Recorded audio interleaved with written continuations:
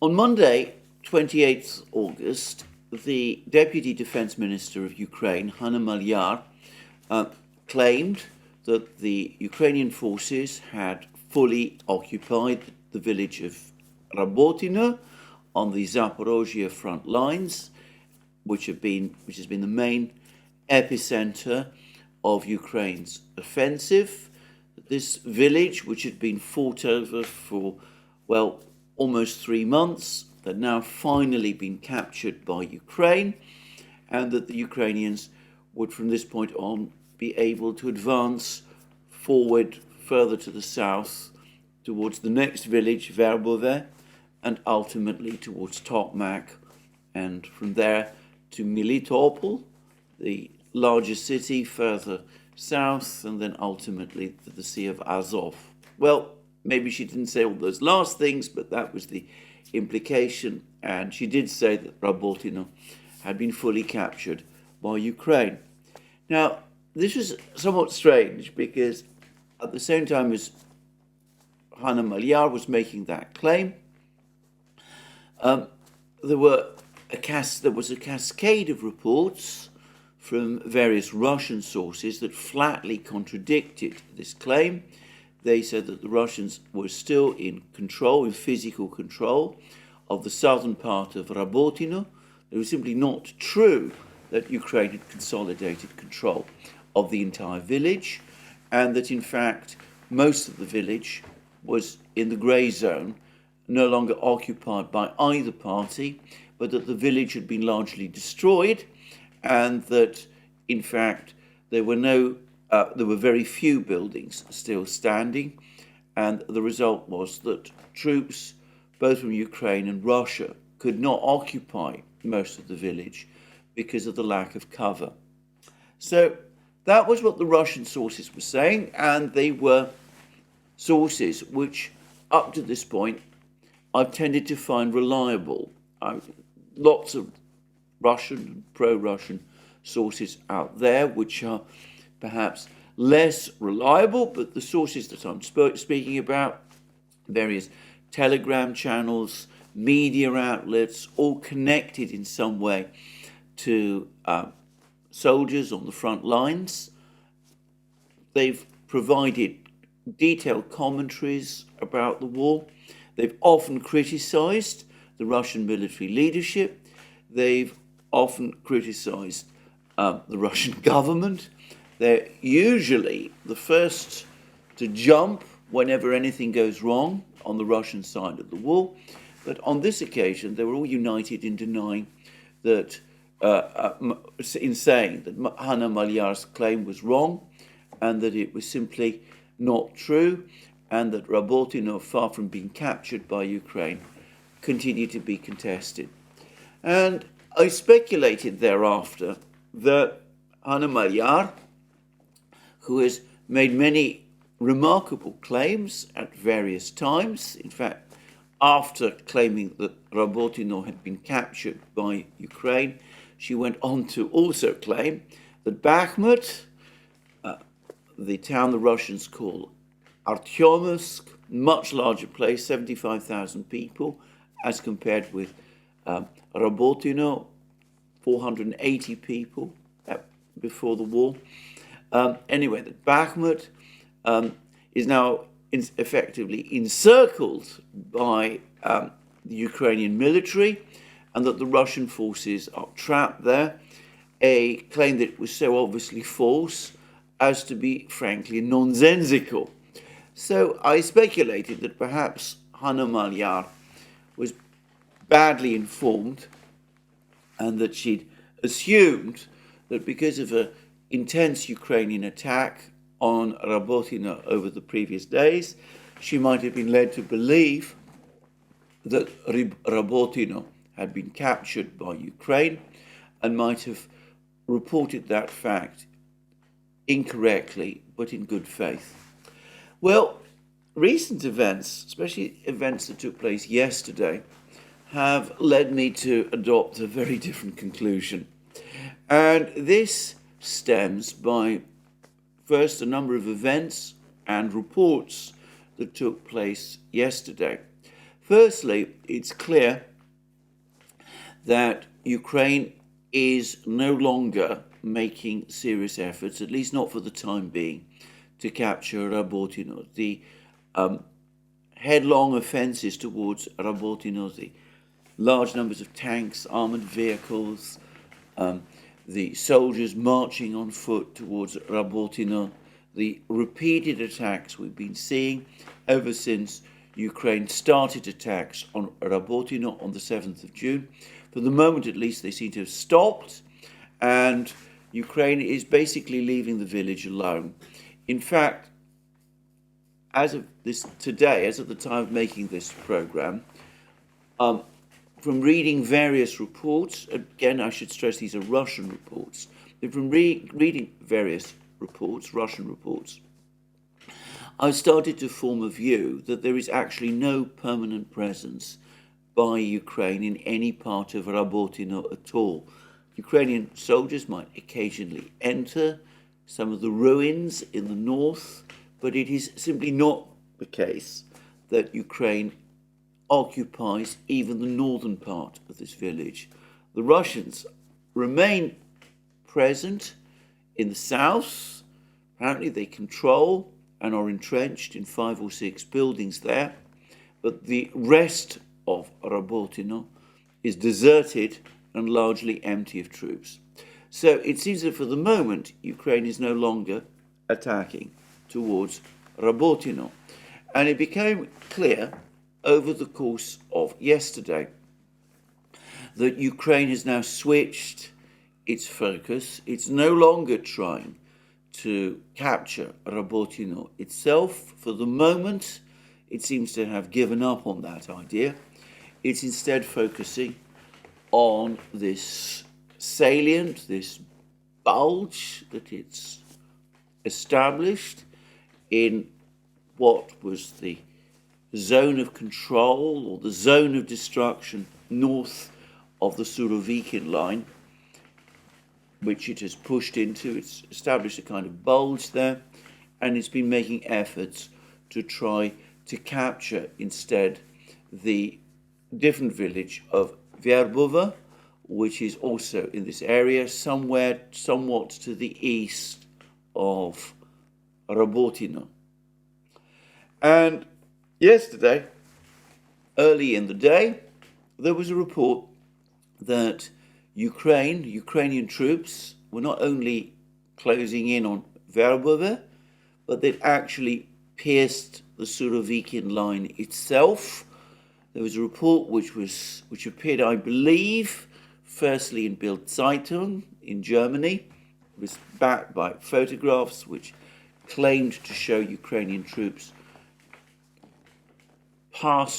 located south of the initial defences of the Surovikin line, and this did attract for a short period of time some attention in the Western media. However, I will say in advance that report that the Surovikin line had been pierced also appears to be wrong. Anyway, it does seem, however, that Ukraine is indeed trying to advance to the east, that it's given up attempts to advance to capture Rabotino itself, and that its main focus has been diverted eastwards into this area, this salient that has been carved out by Ukraine in what, by the way, are open fields and forest plantations. Ukraine hasn't actually captured any settlements or villages there. So this is my conclusion now. I think that what's happened is actually fairly straightforward. Ukraine has abandoned hope of capturing Rabotino, at least for the time being. It has decided to switch the focus of its offensive. It's probably been pressured to do that by its Western sponsors. This is probably what happened over the course of those meetings between General Zaluzhny and General Milley and Admiral Radakin that we were hearing so much about. A couple of days ago, there was this meeting 11 days ago when the Americans and the British put pressure on Zaluzhny, the commander of Ukraine's military, to throw everything he had at this offensive in the south, to pull back troops from the Bakhmut area, for example, to concentrate them in the south of Orekhov, to launch this breakthrough. I suspect that what happened was that Zaluzhny explained that Ukraine has encountered all but insurmountable difficulties trying to capture Rabotino, which is on high ground, and an agreement was finally reached that the focus of the offensive, if the last ditch attempt which took place last week to capture Rabotino failed, that the focus would be shifted eastward to try to enlarge this area that the Ukrainians have carved out east of Rabotino, but west of Verbove. And Hanna Maliar's comment on Monday actually fits into that, because what Maliar is doing, what the Ukrainians in effect are doing, is that they're drawing a line under the Battle of Rabotino. They haven't managed to capture Rabotino, but by saying that they have, they're able to pretend that this part of the battle has in effect ended, even though Rabotino, or at least a part of it, remains under Russian control.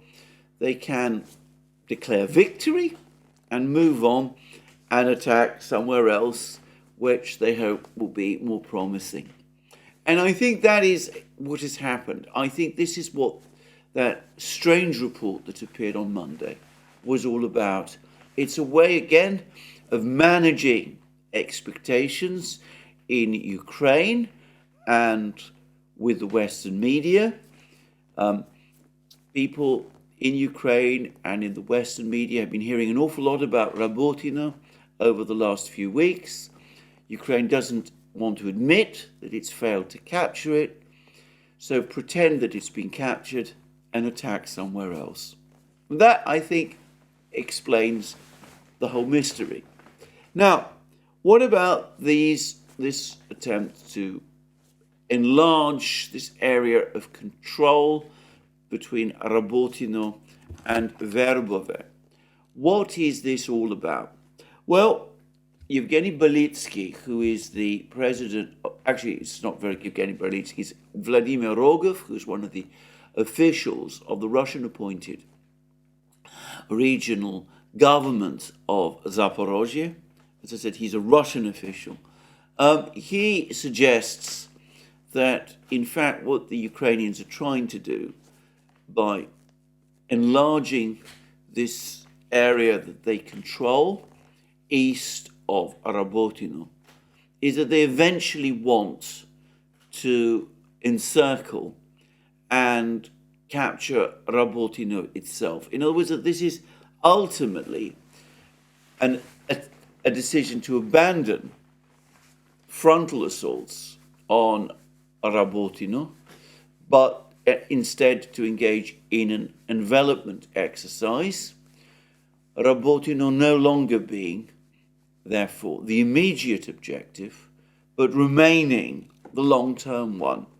Now that assumes a recognition on the part of Ukraine that in order for the offensive to be developed towards Tokmak, Rabotino itself must be captured eventually, even if the Ukrainians are no longer attacking Rabotino itself and have given up hope of storming this particular village. And this is how Vladimir Rogov explained it to TASS. He said, now the Ukrainian forces are targeting Verbove with the aim to strengthen the front line and to start encircling Rabotino from the east. Currently, if they go deeper into Rabotino, they come under fire, so they are exerting the maximum efforts in Verbove in an attempt to penetrate the front line. So, according to Rogov, it's an attempt ultimately to capture Rabotino by some other means, even whilst not talking about it any longer. Well, that may be right, and let me say again, I'm not an expert in these matters, but I do wonder whether in the few weeks before autumn closes in, which are left, the objective is indeed Rabotino, and might not be more to try to capture Verbove itself, and then perhaps other places north of the Surovikin line, so that the Ukrainians can at least reach the Surovikin line itself. Now, what about that report yesterday about the Surovikin line having been pierced by the Ukrainian forces themselves? Well, there were multitudes of reports, again from the same Russian sources, that challenged the claim that on Monday that Rabotino had been captured, and which, by the way, had been proved correct. The Russians remain in Rabotino. As I said, they control 5 or 6 large buildings at the south of Rabotino. Anyway, so ultimately they were proved to be telling the truth, not Hana Malyar. Anyway, all of these same commentators in unison a few hours later came out and said that it simply wasn't true that the Surovikin line had been penetrated. In fact, it's still the case that Ukraine has not reached the Surovikin line in any place, and that this was all based on a misunderstanding, and that those reports were wrong. And in fact, Yevgeny Belitsky, who is the Russian-appointed acting governor of Zaporozhye region, and he's another Russian official, but he is close to the Russian military, and is, I've decided, a fairly well-informed person. Anyway, he's elaborated on what the various Russian sources that have denied this claim, that Ukraine has broken through the Surovikin line in one place, the first part of the Surovikin line in one place. This is what Belitsky said, and he said this over the course of a television interview with Rossiya 24 television, which is, of course, a Russian channel. And this is what Belitsky said. Whatever Ukraine's Western handlers may be saying in the media today, and they say that the first line of defense has been penetrated, this is not the case.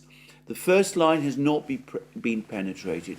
Everyone who understands the situation, who is at the positions on the line of engagement, or at least near them at the moment, knows that the first line has not been breached.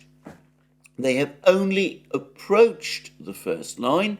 This is the most important line of our defense, the main line. Moreover, they have not taken Rabotino.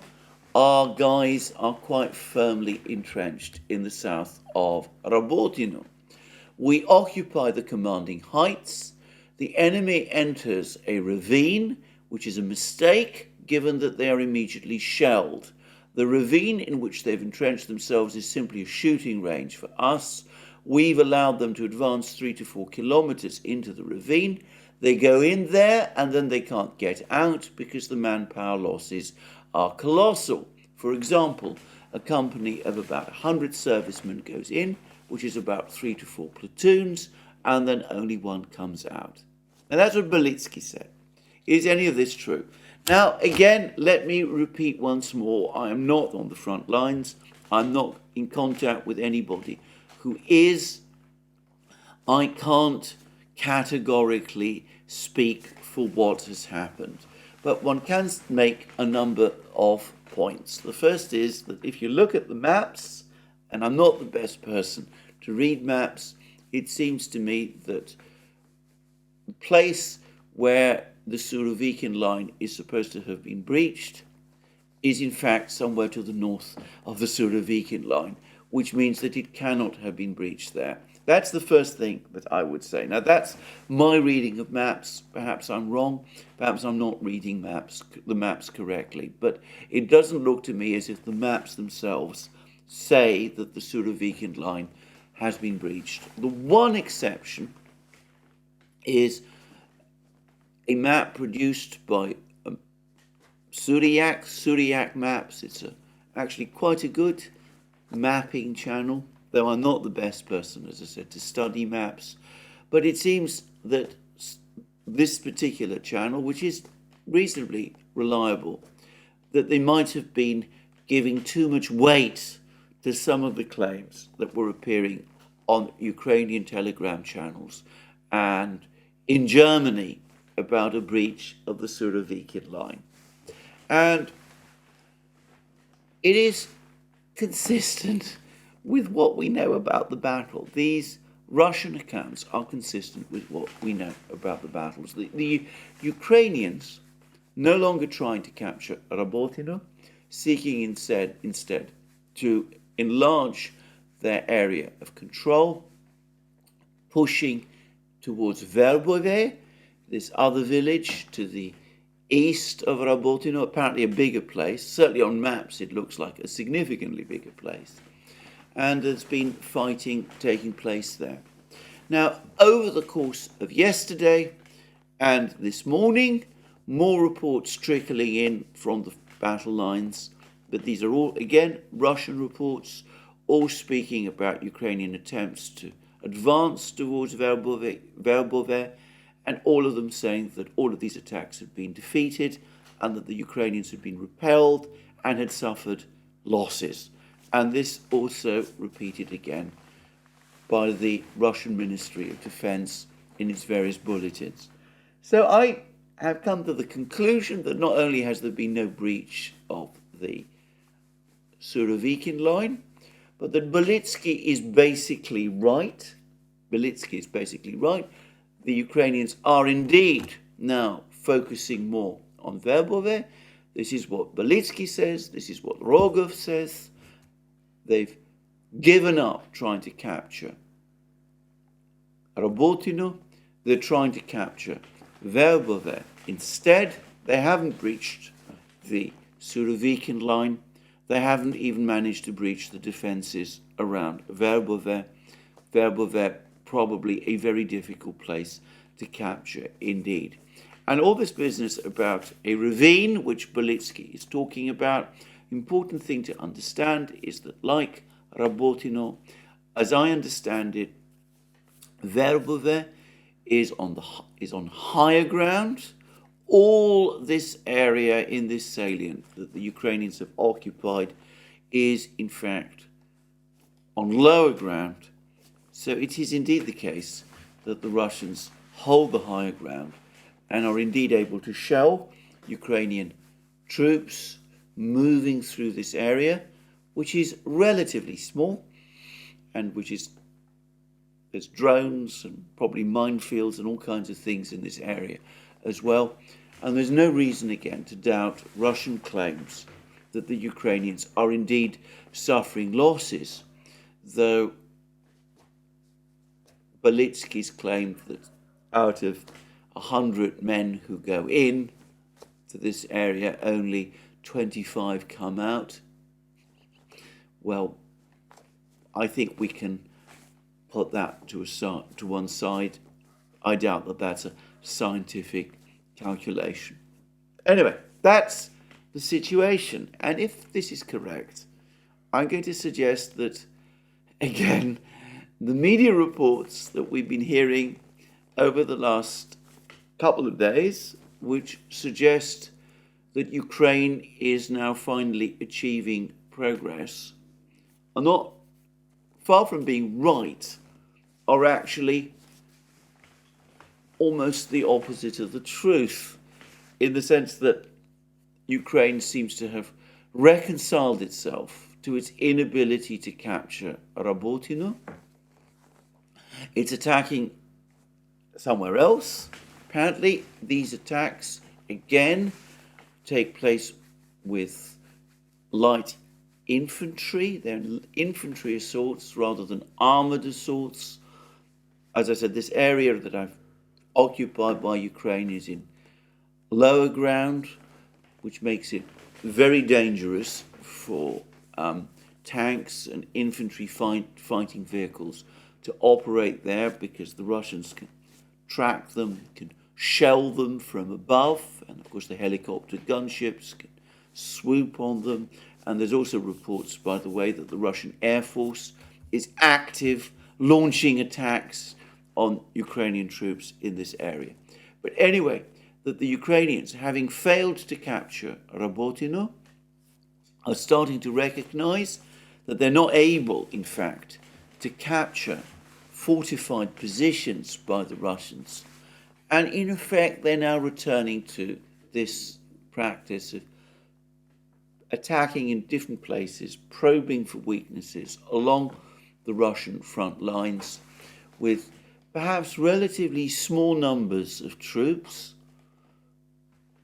because they can't make headway where the Russian troops are concentrated.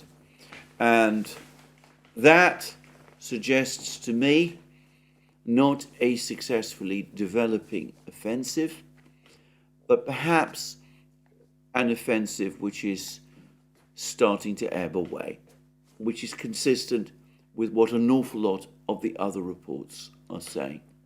Now, let me stress again, these are my own assessments or speculations.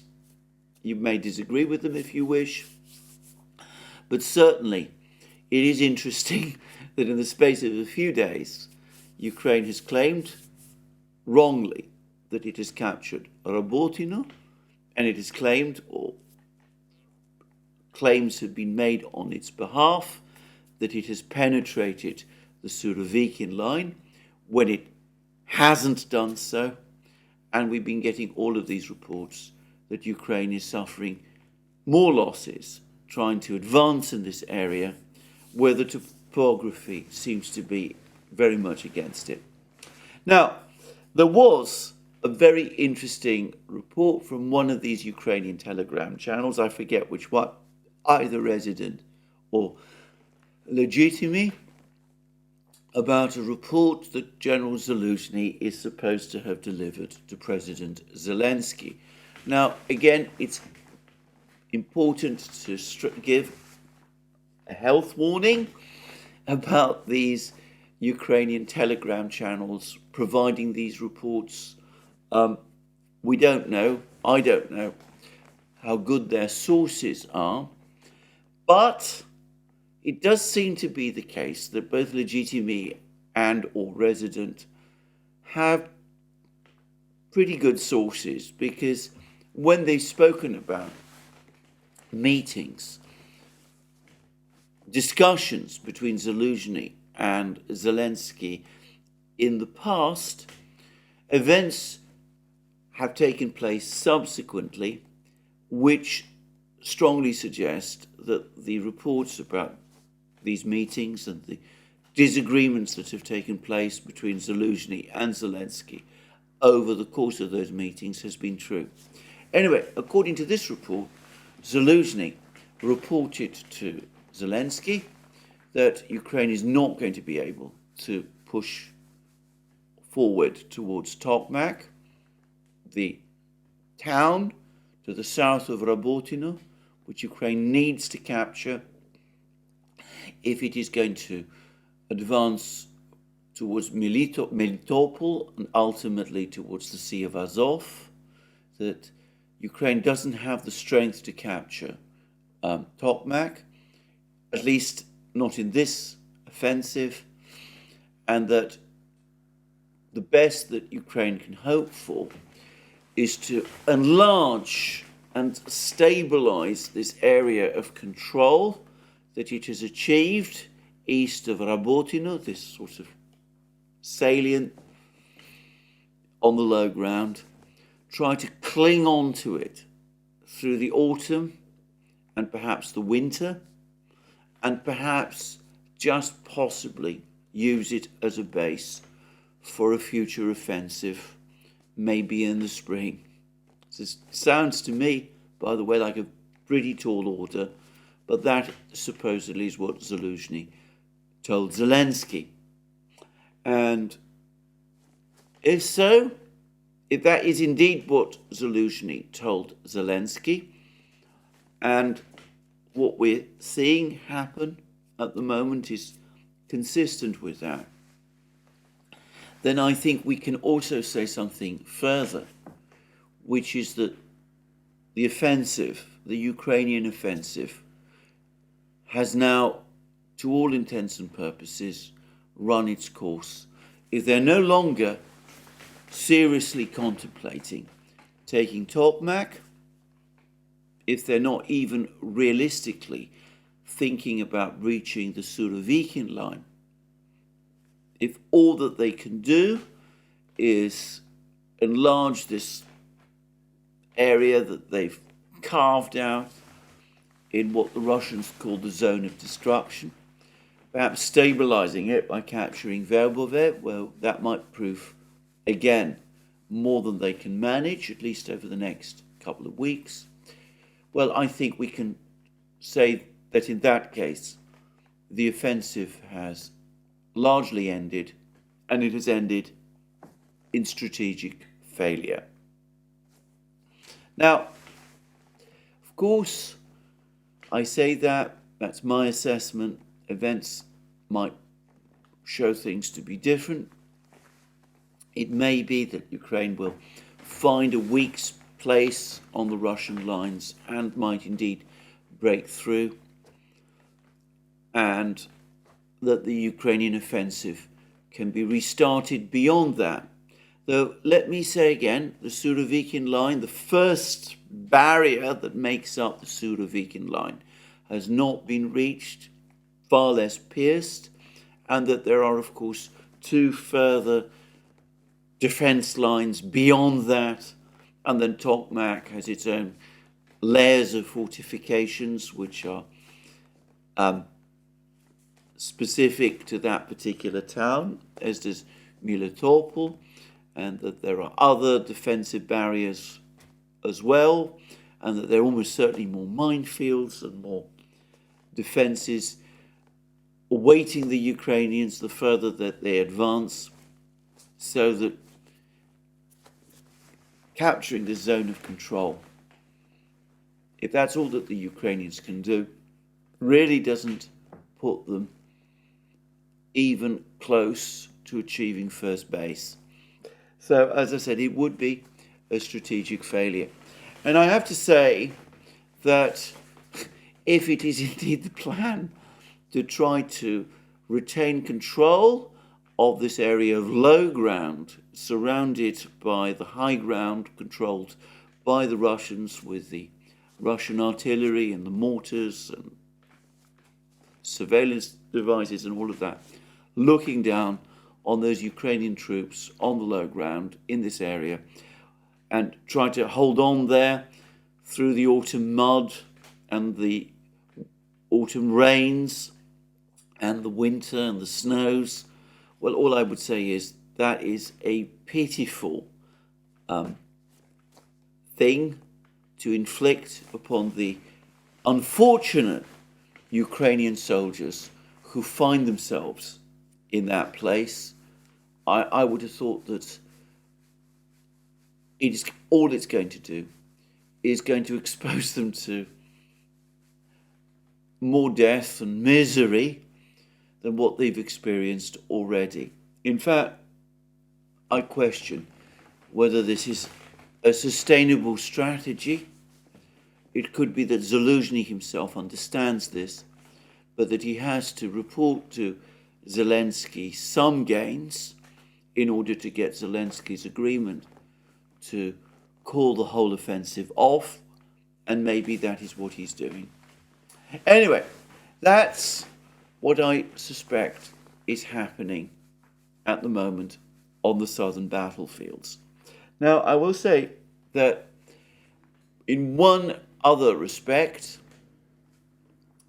that meeting that took place about 2 weeks ago now between Zaluzhny and Milley and Radakin and Karoli, in which maybe they worked out this plan, this last attempt to break through on the southern front lines before, as I said, the autumn rains and the mud closes in and the supply of shells and other machines runs out. Anyway, one other thing that does seem to have happened is that Ukraine very grudgingly seems to have acceded to the Western demand that all resources from this moment on have to be committed to this attempted breakthrough on the southern front. There are lots of reports now that some Ukrainian units that had been supporting Ukraine's, by the way, equally unsuccessful counterattack in the Bakhmut area have been pulled back and redeployed to the south, to Zaporozhye region. And some of those forces appear to have participated in these advances east of Rabotino and perhaps gave those attempted advances a little bit more mass, which may explain why the Ukrainians were able to move forward in some places a little towards Verbove and perhaps a bit closer to the Surovikin line. What that has in turn done is exactly as Zaluzhny and Syrsky apparently tried to warn the Western leaders, military leaders. It has not only given a respite to the Russians who have been defending the Bakhmut front and doing so very successfully, but it has actually given them more scope to go on the attack themselves. And over the last couple of hours, there's been more reports now of the Russians making significant advances in the Bakhmut area, that they've retaken quite a lot of the ground that Ukraine was able to recapture over the course of the various counterattacks that Ukraine has been launching in the Bakhmut area since the beginning of May. Some reports are talking about several kilometers of Russian advances in this area. And, well, we'll see whether the Russians do decide to use this pullback from the Ukrainians to advance further west, perhaps taking in Khromovo and Ivanivska, those two villages close to Bakhmut, which the Wagner organization forces never captured during the Wagner's offensive in Bakhmut, whether, as I said, the intention is to capture those villages, whether the intention is to push on towards Chasov Yar itself, whether the Russians, in fact, are going to try and create some kind of stronger defense line west of Bakhmut, or whether, in fact, they're going to use this respite to launch their own general offensive there to complement the offensive that they're conducting further north in the Kupiansk area. We shall see. Lots of lots of questions, lots of uncertainties, but it does seem as if the Russians have been gaining considerable ground around Bakhmut, in the Bakhmut area, largely, as I said, because the Ukrainians have been compelled by their Western sponsors to pull back troops from there. And the same seems to be true of the fighting around Kupiansk. Ukrainian generals, Zaluzhny, Syrsky especially, have been wanting to send reinforcements to stabilize the situation around Kupiansk. Apparently that isn't happening. The Western sponsors still want all the focus to be on the Zaporozhye front, so that the Russians, again, have been given more opportunities to develop their positions around Kupiansk. There's more reports today, difficult for me to assess. They're only trickling in just before I made this program, of further Russian advances, not just in the direction of Kupiansk, but further south, pushing around Liman and towards the Oskol River, and apparently meeting only disorganized resistance, though again it's difficult for me to say exactly how strong these advances are and what the Russians are actually planning to do in this area. So, there we are, an offensive which, despite all these latest Ukrainian claims of Ukrainian progress, claims which are, however, demonstrably untrue. Rabotino has not been captured, the Surovikin line has not been pierced, it hasn't even been reached. Despite these claims of Ukrainian advances, perhaps some reason to think that the Ukrainian offensive has basically now run its course and has been taken as far as it can, and that Ukrainian military leaders themselves understand and acknowledge that fact.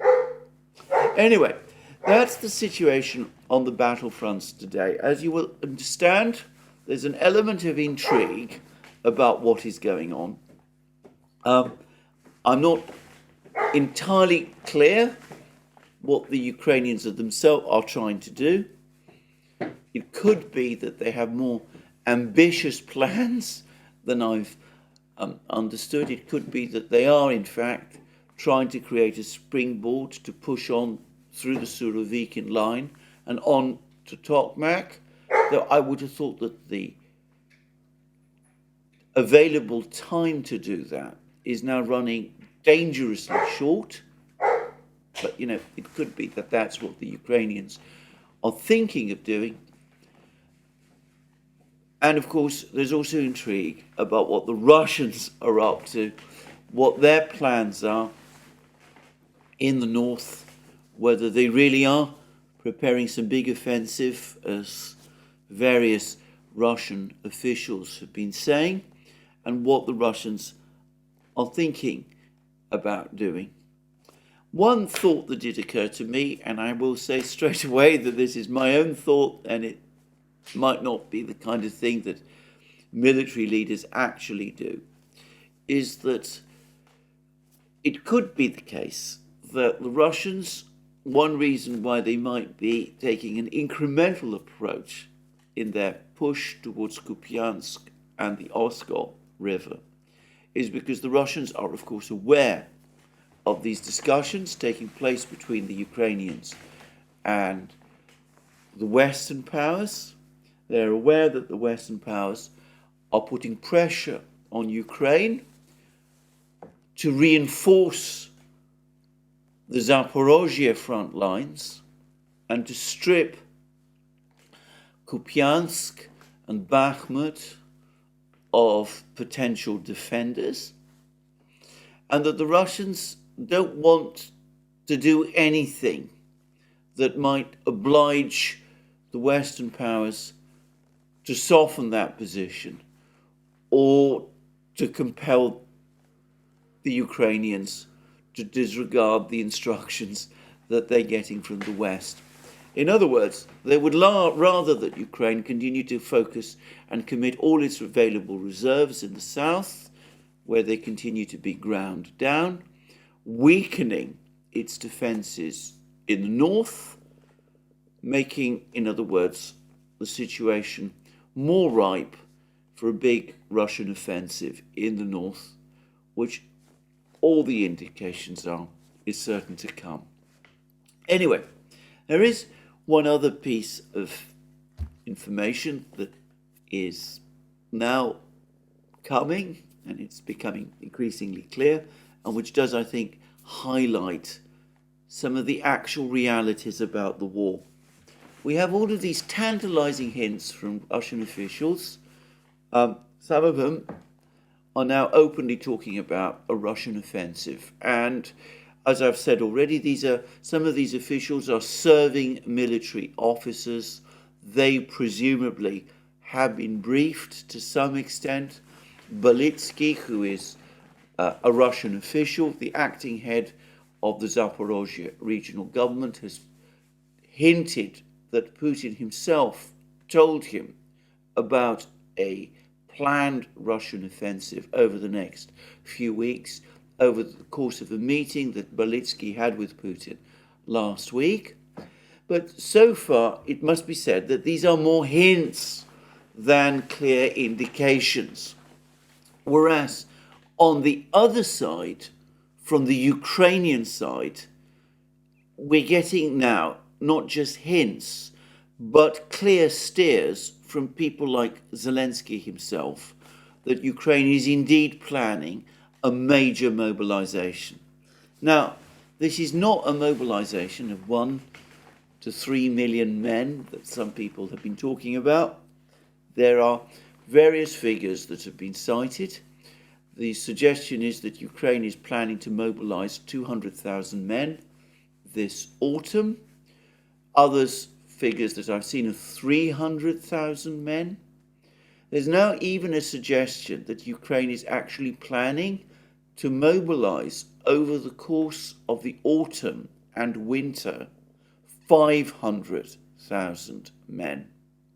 In other words, that it's planning a huge increase in the size of its army by calling up basically all the remaining available men that can be called up to fight.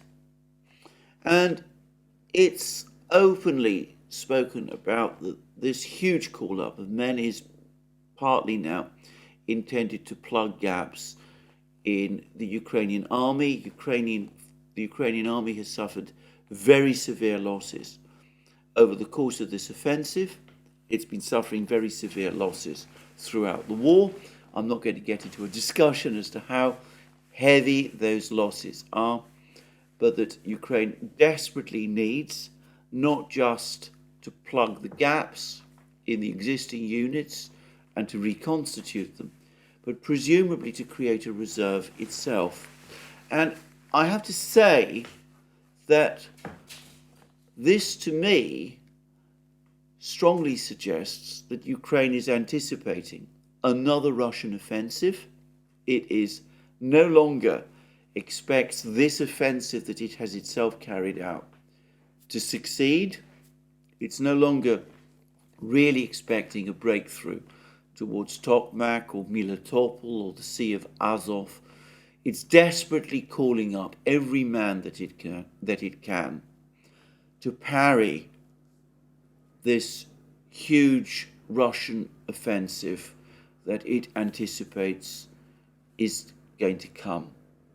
And to me, this looks like a defensive measure, even a desperate measure, rather than an attempt by Ukraine to call up troops, more troops,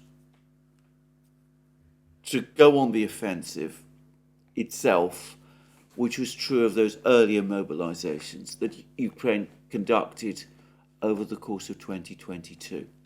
Now, again, I am not going to get into a discussion about Ukraine's total manpower or reserve base. But the deputy chair of Russia's Security Council, Dmitry Medvedev, former Russian president, former Russian prime minister, the man who's also in overall charge, or at least who supervises the work of Russia's defense industries, he has actually published a rather interesting piece. He says that on the eve of the present conflict in February 2022, the estimates that were circulating was that the total population in the part of Ukraine that was still under Ukrainian control had fallen to 37 million. And Medvedev says that an electronic census, not a proper census, but a quick electronic census conducted by the Ukrainian government shortly before had also come up with a similar figure of 37 million people. Now,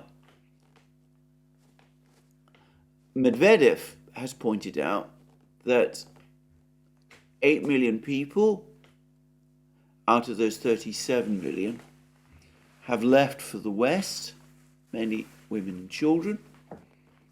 And he also says that a large number of people from Ukraine have also come to Russia, and he puts the number of those at, well, something like 5 million.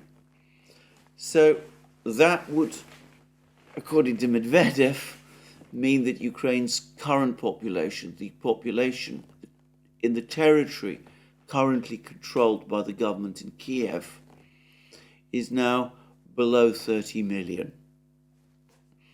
Now, Ukraine has been making a major effort. It's built up its armed forces to a huge degree. It's conducted repeated large mobilizations.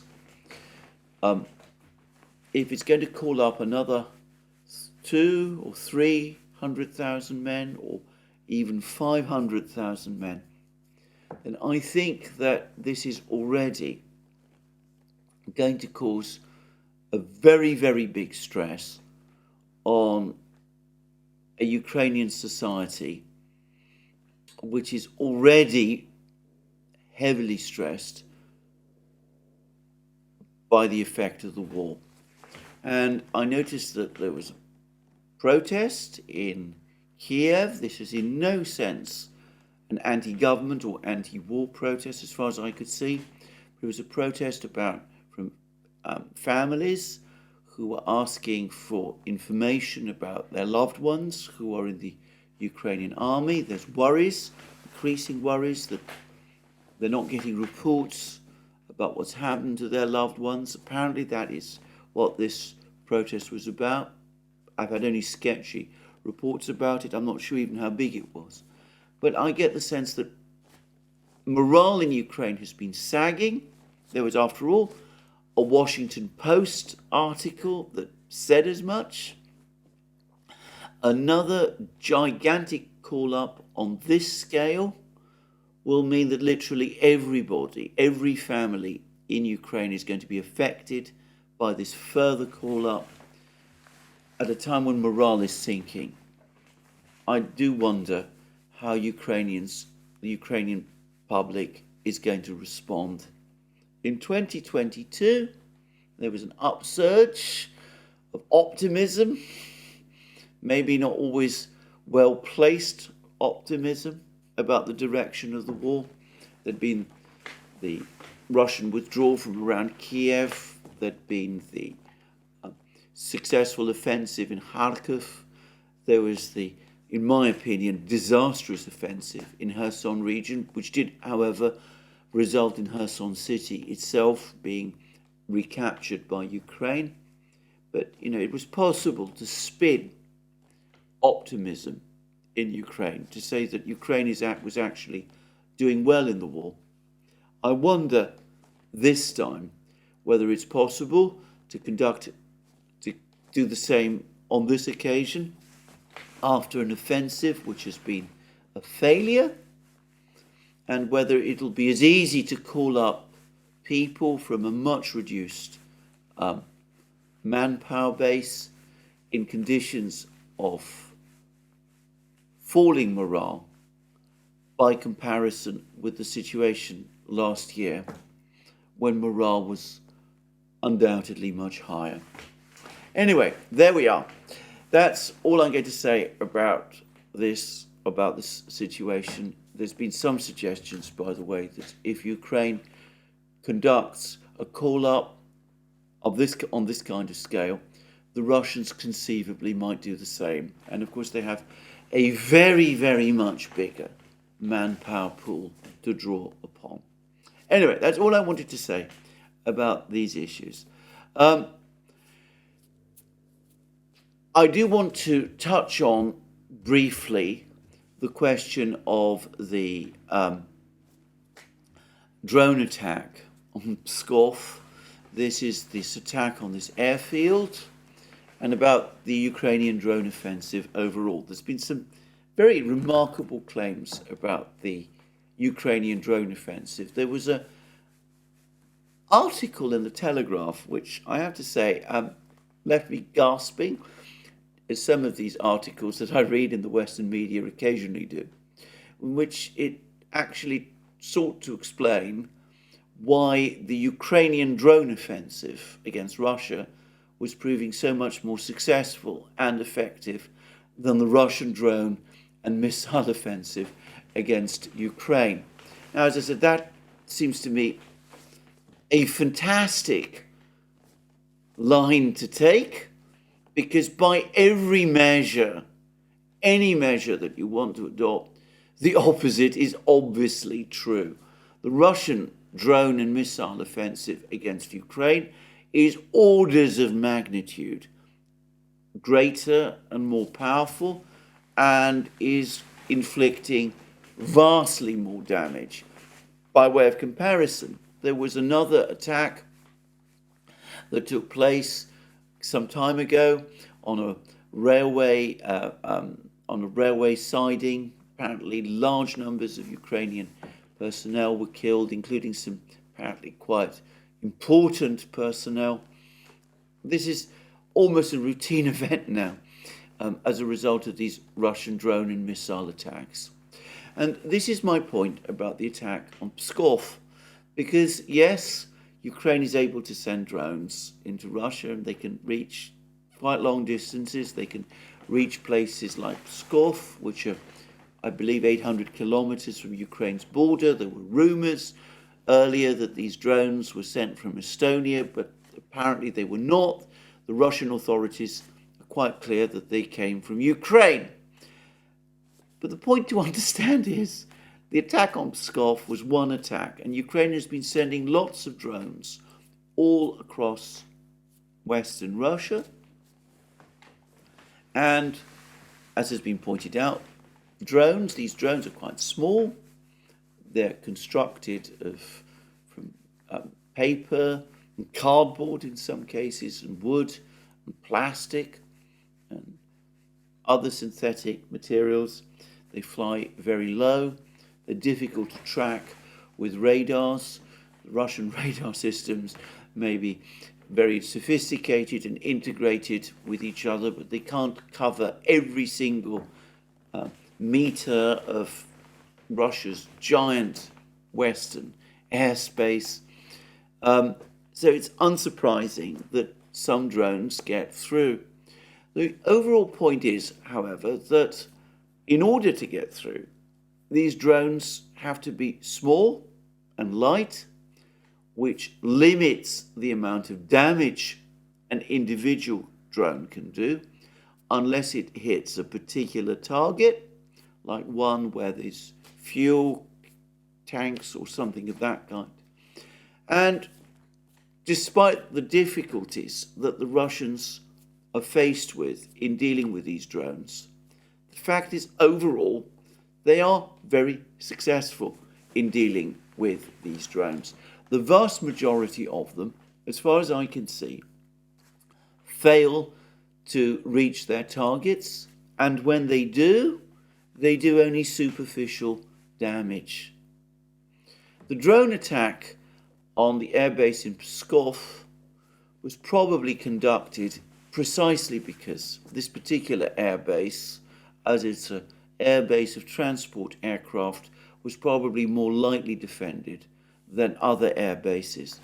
The Ilyushin 76 aircraft that were parked there play only a peripheral role in this war. Russian logistics are sent by land. The machines and the vehicles and the fuel are sent by land, not by air. So this was an attack that was carried out in order to give an appearance of success by successfully hitting and destroying one target, which obscures the fact that nearly all of the other Ukrainian drones that do get through do no real damage at all. So Pskov does not indicate a successful Ukrainian drone offensive. It highlights the failure of the offensive in its totality. And I'm going to say again, I think that there's clearly been a very heavy investment by Ukraine, and by the way, by its Western backers. In order for these drones to reach their targets, they need to know where the Russian air defense radars are so that they can maneuver around them. Ukraine can't do that by itself. Simplicity, as the thinker has pointed out, they have to have that information provided by the Western powers. So the Western powers are clearly heavily implicated in this drone offensive. I think that huge amount of time, investment, planning, thinking has come in being committed to this particular drone offensive. And I think that Ukraine and its Western backers must be dismayed by the minimal effect it's had. So that's what I wanted to say on that. Now, Ukraine has been busy trying to do something else. They've been trying to send men in speedboats to try to land on a promontory in Crimea. It's not clear what they're supposed to do when they get there. This is hardly an attempt to set up a bridgehead in Crimea. There are no Ukrainian troops who could land in sufficient number to establish such a bridgehead. But anyway, they've been trying to do that. One speedboat did manage to get through, land its men. They apparently put up the Ukrainian flag and then left almost immediately. More of these boats have been sent towards Crimea with more of these men, specials, presumably highly trained and expensively trained and motivated special forces troops. The Russians, of course, have now become wise to this. Russian aircraft are now patrolling the seas to the west of Crimea, and they managed to destroy several of these boats. And I noticed that Ukraine has admitted to the destruction of one of them. None of the latest attempts to land on Crimea has been successful. And once again, we see a PR exercise, which strikes me once more, is disproportionate in terms of its cost in lives and planning and time, to whatever effect is achieved. Ukraine and its Western sponsors, and one wonders here whether the British, who have a historic love of cloak and dagger type of things, anyway, are, to my mind, spending an awful lot of time and energy on these kind of James Bond operations, which are completely inconsequential in terms of the war as a whole, but which are costly to Ukraine in terms of money and resources and time, and above all, in terms of some of its best and most highly trained and most motivated soldiers. In the autumn of last year, Ukraine launched a whole series of attempts to send men in boats across the Dnieper River, across the Kakhovka Reservoir, which of course still existed at that time, to try to capture the Zaporozhye nuclear power plant. And I remember at the time thinking that this was all absolutely crazy, so much so that I wondered whether it was really going on. And then, of course, eventually the Western media admitted that it had happened. All of those attempts ended in disastrous failure. A whole generation, as far as I could see, of special forces soldiers, Ukrainian special forces soldiers, were lost in these attempts. Now Ukraine is doing the same, this time trying to land people in Crimea to no real purpose or effect, and it's doing the same thing all over again, throwing away the lives of some of its best soldiers on what, as far as I can see, is a crazy venture. But anyway, there we are. Now, lots of other things going on in the world, and I'm going to just add a number of things to what I said yesterday in my program about the coup in Gabon. Now, I said in the course of yesterday's program that I'm not somebody who's sympathetic generally to coups. I should say I have personal history in this. I was in Athens in 1967 when a military coup took place, and it directly affected my family, and it, by the way, directly affected me in all sorts of ways, which I'm not going to discuss on this program. But anyway, that has always made me very wary of coups and generally hostile to them when they happen.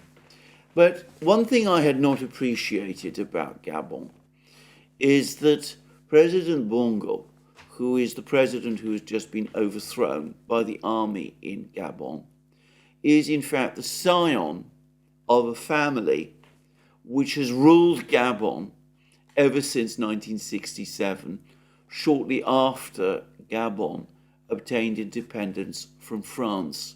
Apparently, since that time, President Bongo's family have been in continuous control of the country.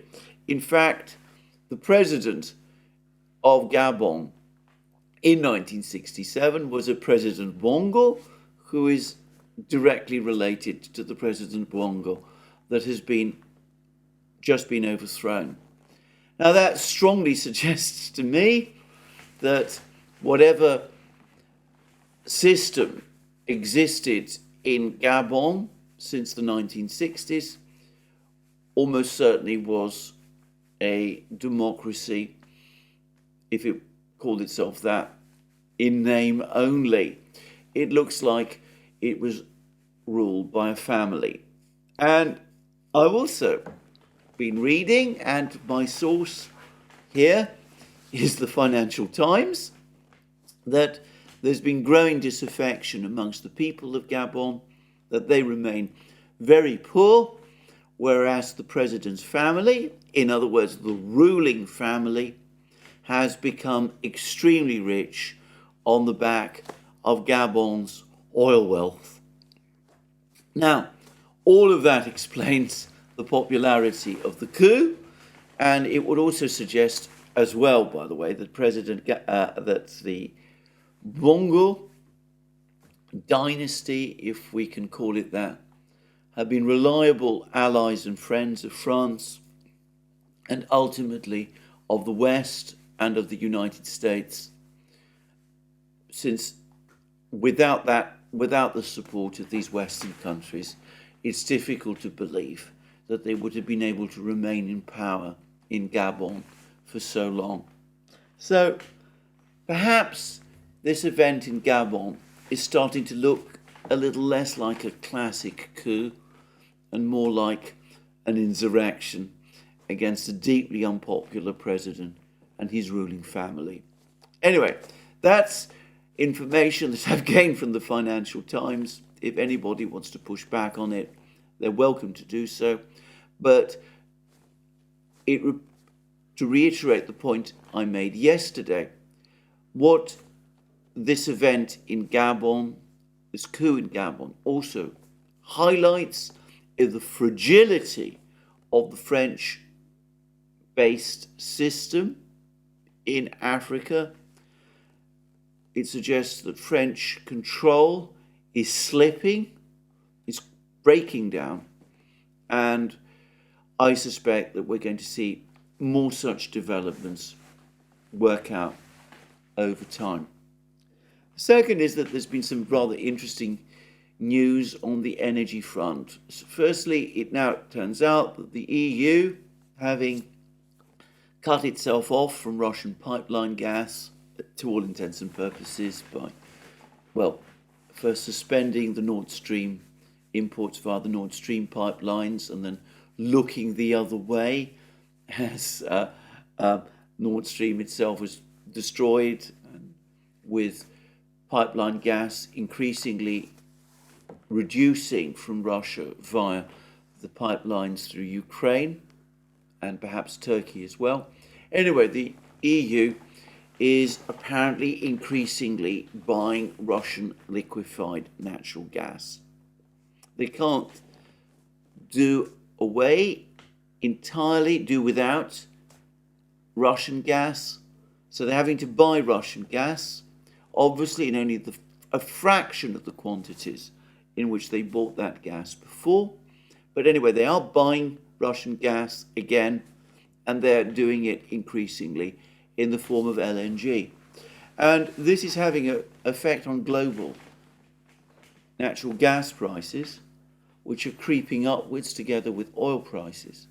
Because, of course, what the EU is doing by buying liquefied natural gas from the United States and from Russia is that they are reducing the available amount of liquefied natural gas traded on the global market, and that is having a real impact in Asia and also amongst